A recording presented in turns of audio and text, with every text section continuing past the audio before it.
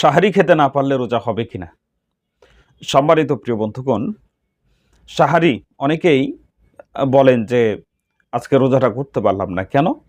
না তো আজকে ঘুমের থেকে উঠতে পারি নাই, ঘুম থেকে উঠে দেখি ফজরের নামাজ হয়ে গিয়েছে বা ফজর রক্ত চলে গেছে, সকাল হয়ে গেছে, সেহরি খেতে পারি নাই, এজন্য রোজা করতে পারি নাই। অনেকেই সেহরি খেতে না পারার কারণে তারা মনে করেন যে রোজা হলো কি হলো না। তো মূল বিষয় হচ্ছে যে রোজা এটা হচ্ছে খুব গুরুত্বপূর্ণ একটা বিষয়। রোজার ক্ষেত্রে আপনার কোনো সন্দেহ হলে পারে, কোনো সমস্যা হলে পারে, আপনি একা একাই সিদ্ধান্ত নেবেন না। কারণ যদি আপনার ভিতরে সঠিক জ্ঞান বা ইসলামের সঠিক জ্ঞান বা বিষয় যদি আপনার জানা না থাকে, আপনি একা একা সিদ্ধান্ত না নিয়ে যারা জানে তাদের কাছ থেকে জেনে নেবেন। তো রোজা থাকা অবস্থায় সেহরি খেতে না পারার কারণে রোজা অনেকে মনে করেন যে রোজা হয় না, যেহেতু সেহরি খেতে পারলাম না। সম্মানিত প্রিয় বন্ধুগণ, সাহরি খাওয়া এটা হচ্ছে সুন্নাত। আল্লাহ রসুল বলছেন যে তোমরা সাহরি খাও, কারণ এতে বরকত রয়েছে। সাহরি খাওয়া সুন্নাত, আর রোজা রাখা এটা হচ্ছে ফরজ।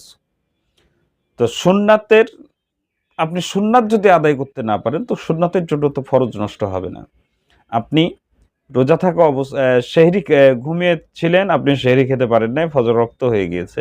আপনি যদি জেগে থেকেও যদি আপনি সেহরি না খান, আপনি শুভে সাদেক পার হয়ে গেল, আপনি জেগে আছেন, কিন্তু এরপর আপনি সেহরি খেলেন না, এরপরও রোজা হয়ে যাবে। কিন্তু সাহারি খাওয়ার যে সুন্নাত, এই সুন্নাতটা আপনার আদায় হলো না।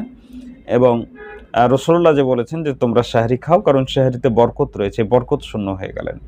তো আমরা যখন ইবাদত করব তখন ইসলামের বিধান অনুযায়ী, রাসূলুল্লাহর দিক নির্দেশনা অনুযায়ী আমরা ইবাদত করব। তবে যদি সেহরি খেতে না পারি, তাহলে সেহরি বা না খাই, তো এর দ্বারা রোজা হবে না এমনটা না, কিন্তু সুন্নাহ নিয়মে হলো না, এটাই হচ্ছে বিষয়, কিন্তু রোজা হয়ে যাবে। সুতরাং সেহরি সেহরি যদি না খেতে পারি, এর দ্বারা রোজা নষ্ট হবে না, রোজা হয়ে যাবে ইনশাআল্লাহ। এটা নিয়ে টেনশনের কোনো কিছু নাই। আল্লাহ পাক আমাদের সকলকে সঠিকভাবে রমজান মাসের রোজাগুলিকে সঠিকভাবে রাখার তৌফিক দান করেন। যেভাবে রাখলে আল্লাহ পাক খুশি হবেন, সেইভাবে রমজান মাসের রোজাগুলি রাখার তৌফিক যেন আল্লাহ পাক আমাদের সকলকে দান করেন। আমিন।